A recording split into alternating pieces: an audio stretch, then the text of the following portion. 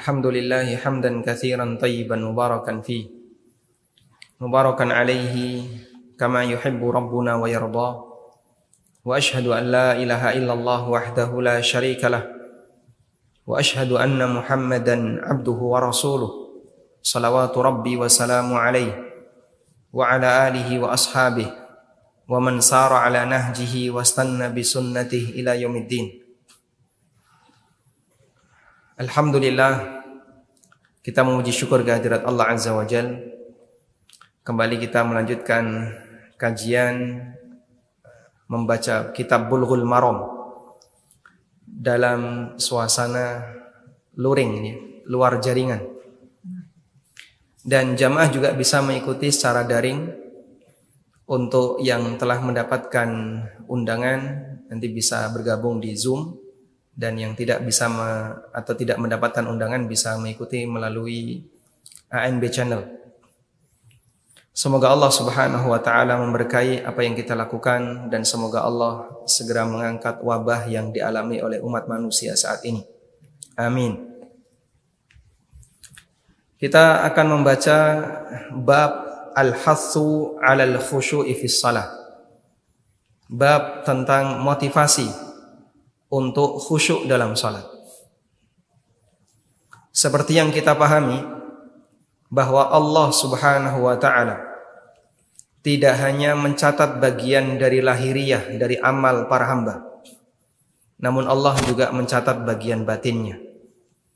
Sebagaimana yang disebutkan dalam hadis riwayat Muslim, Nabi sallallahu alaihi wasallam bersabda, "Innallaha la yanzuru ila suwarikum wala ila amwalikum walakin yanzuru ila qulubikum wa a'malikum." Sesungguhnya Allah tidak melihat muka kalian, tidak melihat fisik kalian, dan juga tidak melihat harta kalian. Namun Allah melihat kondisi hati kalian dan amal perbuatan kalian. Sehingga kita akan dihisap oleh Allah Subhanahu wa taala lahir dan batin. Sebagaimana Allah menghisap lahiriah kita, maka Allah Ta'ala juga akan menghisap batin kita. Karena itulah amal seorang hamba tidak boleh hanya sebatas bagus di bagian lahir tapi batin kosong. Dan juga sebaliknya, orang tidak boleh beramal salah lalu dia membela amal salahnya itu dengan alasan niatnya yang baik. Sehingga hadis tadi, hadis riwayat Muslim, bisa kita gunakan untuk dalil dua arah. Pertama, orang yang beramal salah tapi dia beralasan niatnya baik.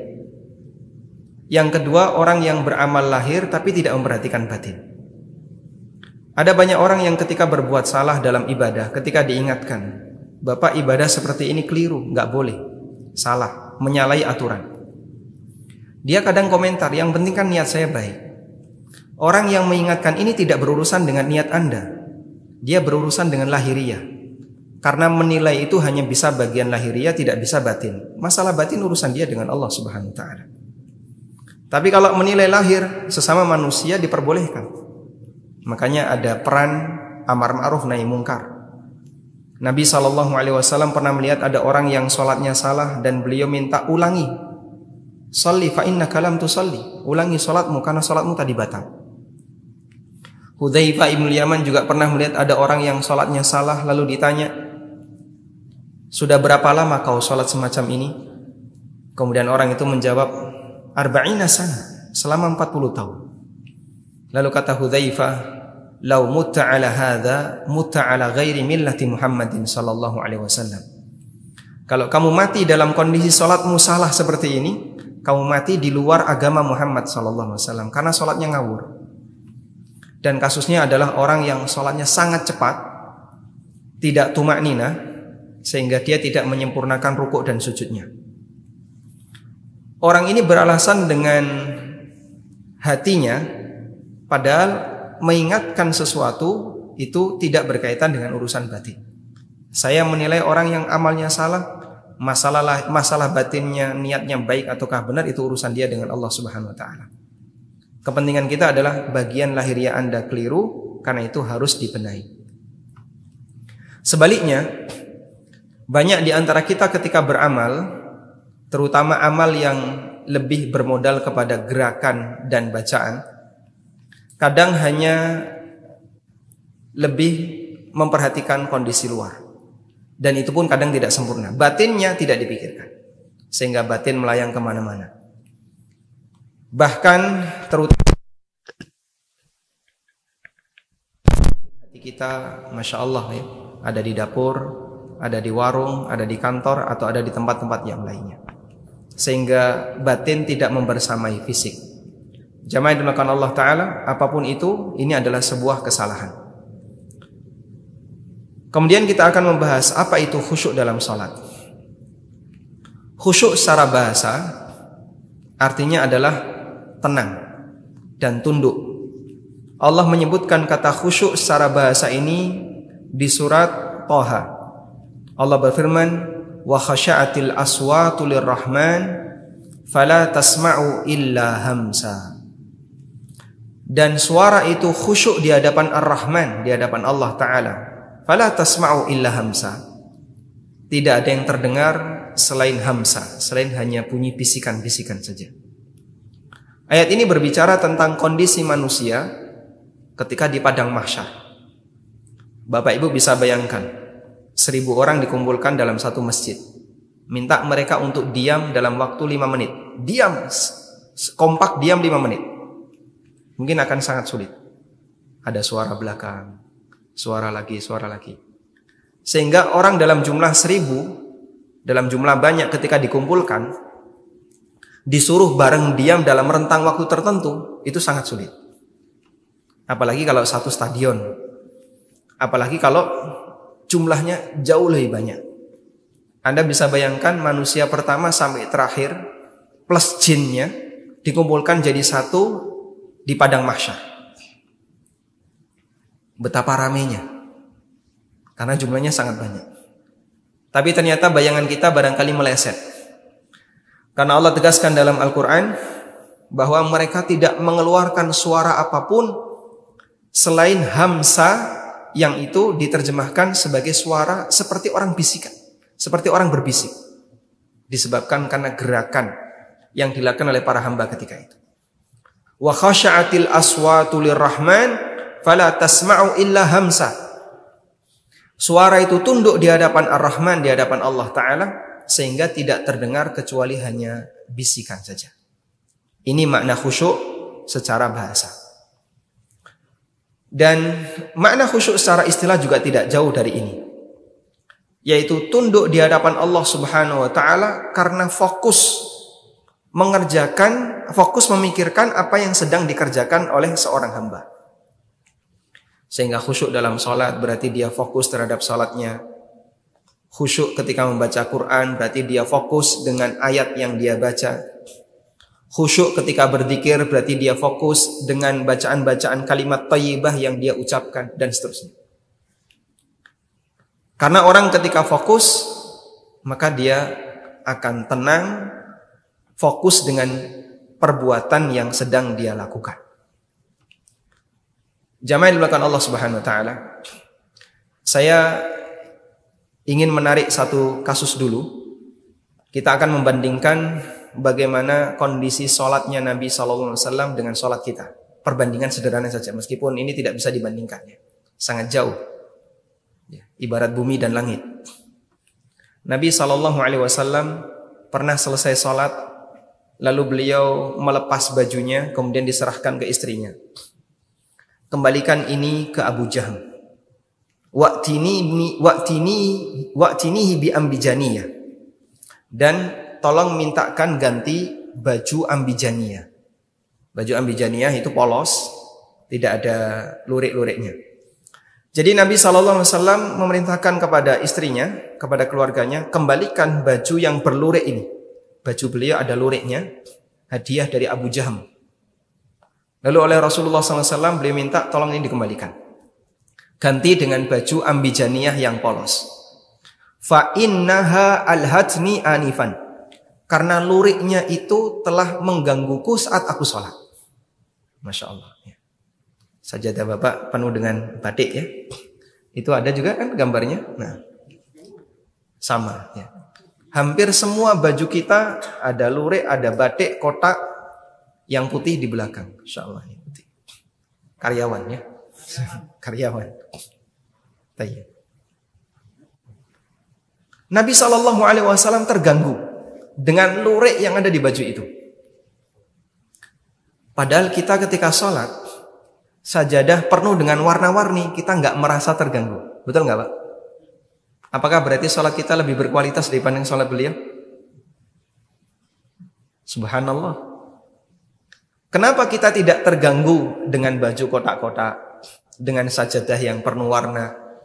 Bahkan ketika kita sholat kadang tebak gambar, kiulo, apa cacing, imano, apa kupu, kan gitu ya. Kita tebak gambar. Kenapa kita tidak merasa terganggu dengan itu? Padahal Rasulullah SAW terganggu dengan lurik dalam sholatnya. Baik, ini menggambarkan bagaimana kualitas sholat kita. Saya membuat perbandingan seperti ini.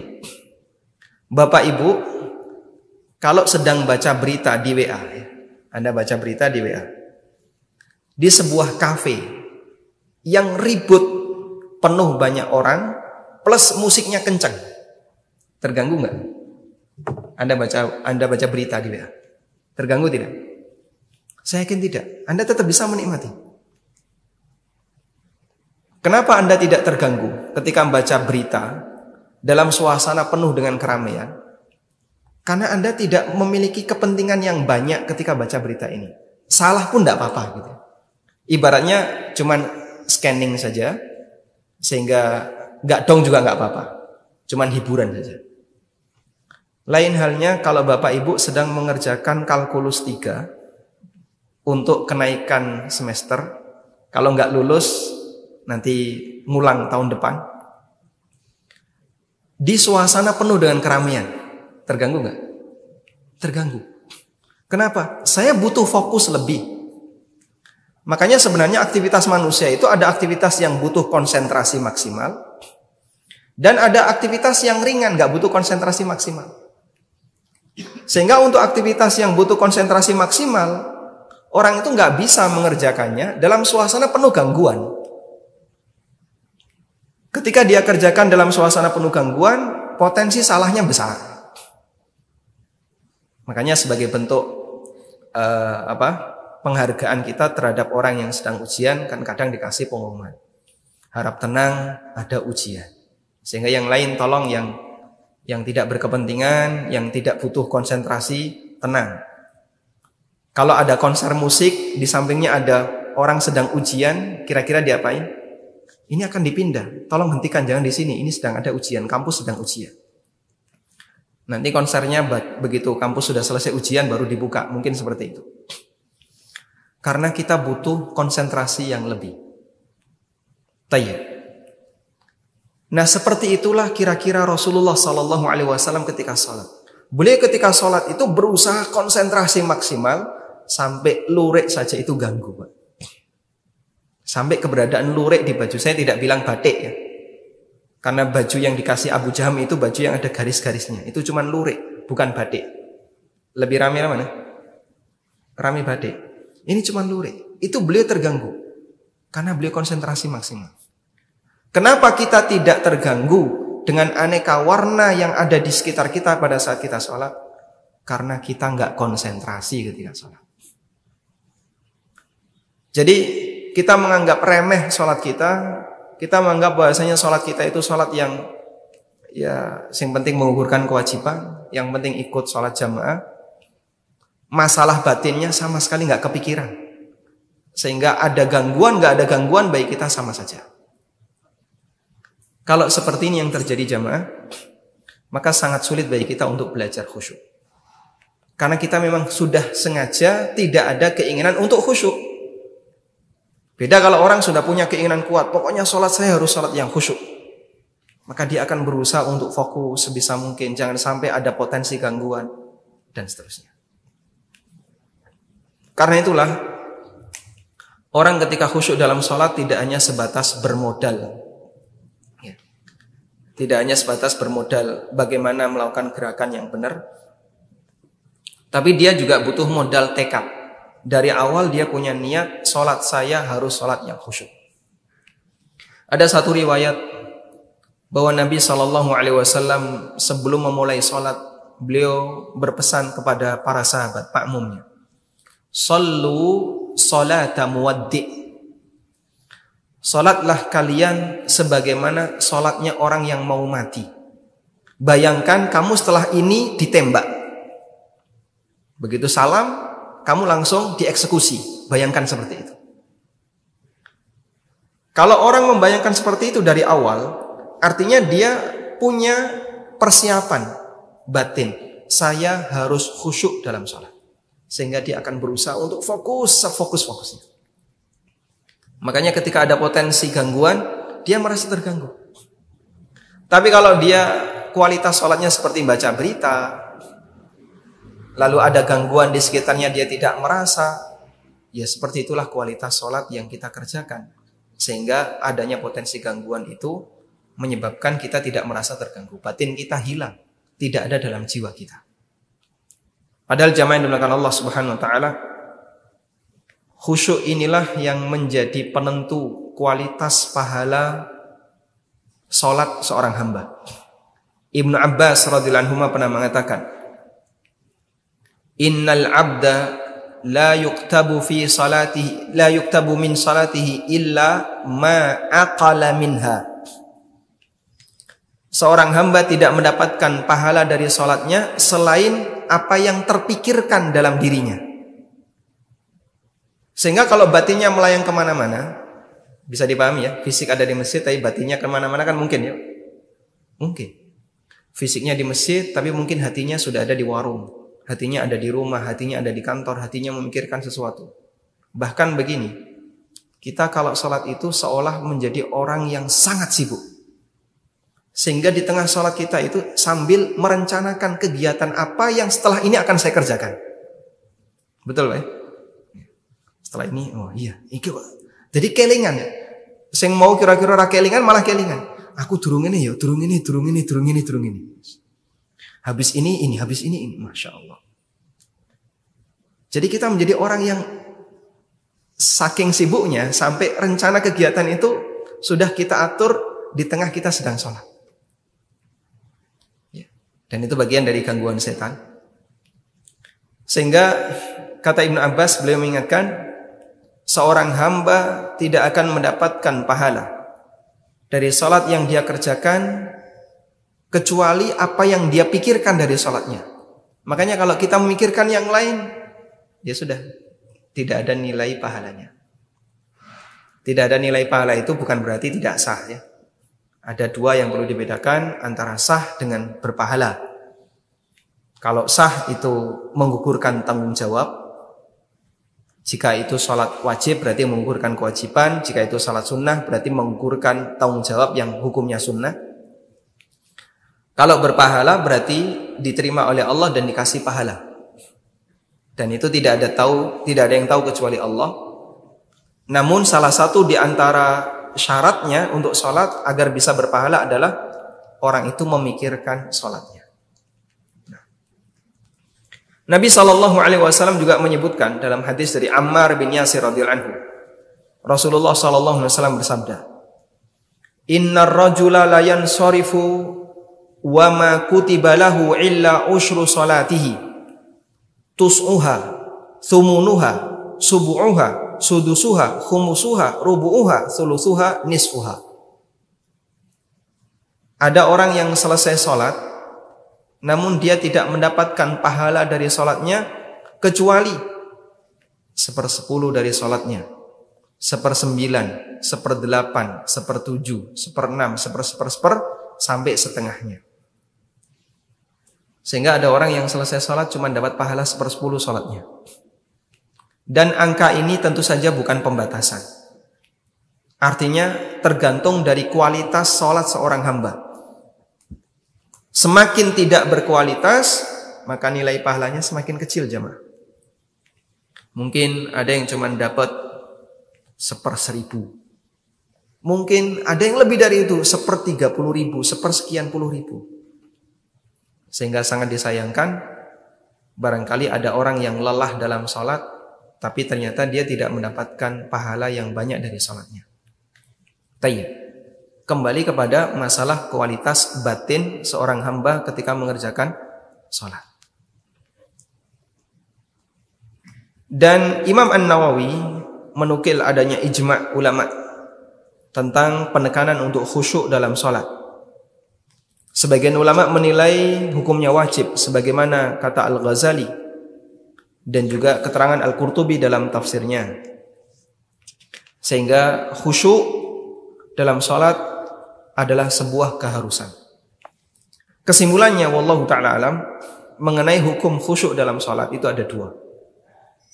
Pertama adalah mutlaqul khusyuk. Yang kedua al-khusyuk al-mutlaq. Khusyuk itu ada dua, ada mutlaqul khusyuk, ada khusyuk mutlaq. Bedanya apa, Pak? Ada istilah al-ma'ul mutlaq, ada istilah mutlaqul ma'. Kata mutlaq dalam bahasa fikih itu bisa ditaruh di depan kata, bisa ditaruh di belakang kata. Kalau dia ditaruh di belakang itu artinya absolut. Al-ma'ul mutlaq berarti air jernih. Kalau ditaruh di depan, dia menunjukkan bagian dari unsurnya. Mutlaqul ma' artinya adalah zat cair. Al-ma'ul mutlaq artinya air jernih, berarti dia air murni, air asli. Mutlaqul ma' berarti benda yang bentuknya cairan. Sehingga al-ma'ul mutlaq pasti mutlaqul ma', namun mutlaqul ma' belum tentu al-ma' al-mutlaq. Mafhum insyaallah? Baik. Khusyuk mutlak berarti khusyuk 100%. Khusyuk absolut. Mutlakul khusyuk berarti ada unsur khusyuk dalam sholatnya. Nah, untuk al-khusyuk mutlak, pendapat yang lebih kuat, ini tidak sampai derajat wajib. Karena mustahil manusia bisa melakukannya. Dan bahkan ini juga disebutkan dalam hadis tadi, mengisyaratkan kalau khusyuk mutlak hampir tidak dikerjakan oleh manusia. Makanya Nabi SAW mengatakan, orang itu selesai sholat, dia hanya dapat pahala setengah, sepertiga, seperempat, seper, sampai sepersekian. Berarti dia hanya mendapatkan pahala 1/10 dari apa? Total sholatnya, karena yang lain nggak khusyuk. Yang seper berapa? Kalau 1/10 berarti sisanya berapa? 1/90. 1/10 dari sholatnya, sisanya 9/10-nya nggak khusyuk. Dia cuma dapat 1/10-nya. Atau dia sholat dapat 1/5. Berarti sisanya berapa sisanya? 4/5 dia nggak khusyuk. Berarti dia tetap dapat pahala meskipun ada bagian yang tidak khusyuk. Baik, itu dalil bahwa khusyuk mutlak, khusyuk 100% tidak wajib. Kalau ini wajib, batal. Tentu dia nggak dapat pahala sama sekali. Yang kedua adalah mutlakul khusyuk. Ada unsur khusyuk dalam sholatnya. Sehingga sekalipun sholatnya itu Masya Allah nggak karuan kemana-mana hatinya, tapi kadang dia khusyuk. Mungkin waktu takbiratul ihram dia fokus, Allahu Akbar, fokus. Dapat 1 poin. Ketika imam sedang berdoa, dia kaget. Nah, kemudian dia khusyuk, ikut nangis misalnya. Atau ketika dia sujud, dia berdoa, ada khusyuk. Maka dia mendapatkan khusyuk di titik-titik tertentu sepanjang sholatnya. Lalu dari situ misalnya dia mendapatkan pahala 100 atau mendapatkan pahala 1,2% misalnya. Berarti ada apa ini? Mutlakul khusyuk. Sholatnya sah, tapi harus ada itu.